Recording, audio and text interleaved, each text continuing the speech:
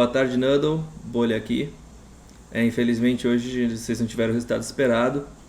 E Nuddle, hoje era uma partida que por muitos era vitória garantida da Kabum, porque a Miners não vem tão bem no campeonato, porém a Miners teve uma evolução na semana passada e hoje evoluiu um pouquinho mais e conseguiu a sua primeira vitória.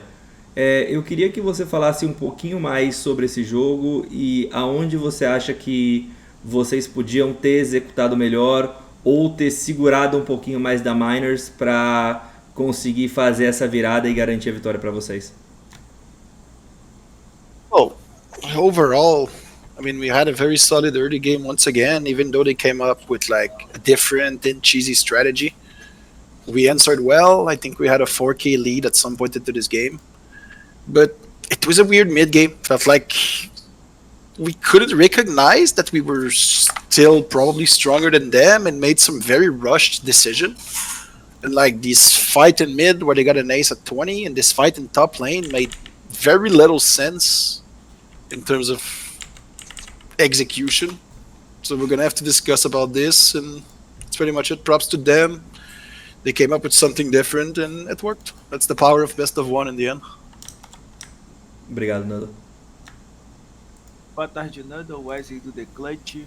Eu queria saber de vocês acabam teve bastante tempo de se preparar para essa quarta semana de CBLOL e vocês obviamente devem ter acompanhado o desempenho da Miners que teve seus jogos adiados na última quinta-feira. Você de algum modo conseguiu enxergar a melhora deles e isso de certo modo fez com que o time tivesse uma preparação um pouco melhor para poder enfrentar esse time com mais cautela?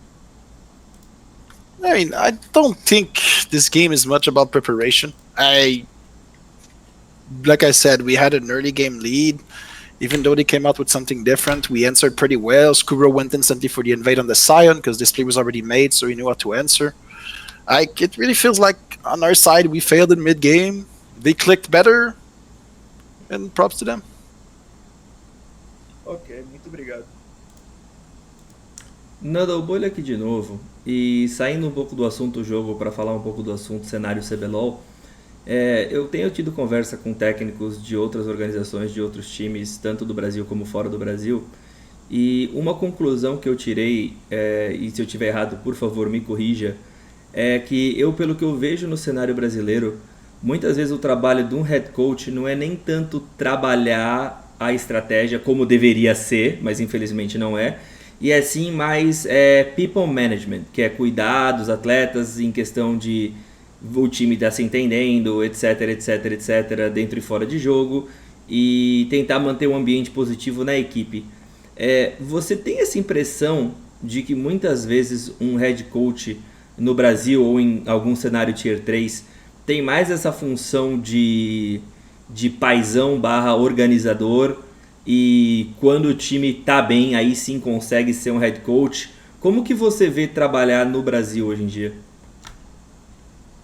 One sec, I will think about the answer for a second.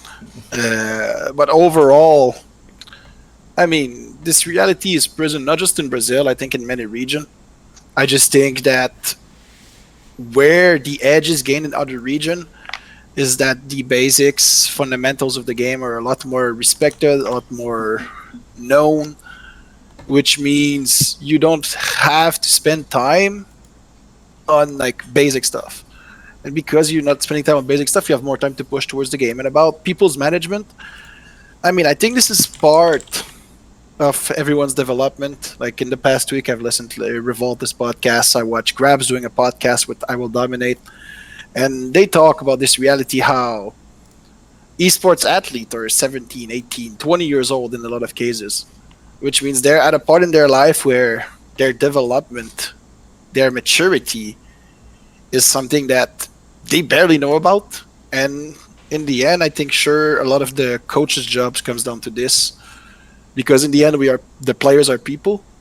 Their emotion are gonna have a huge difference and a huge impact on the game. And I mean, it's not about like strategy, it's about finding the right balance. But I do really believe that once a team is flying high, It's so much easier. It feels like everything is going well, everything is light, and it's much easier to work more towards the game than everything else. Maravilha, muito obrigado, Nando. Sempre um prazer.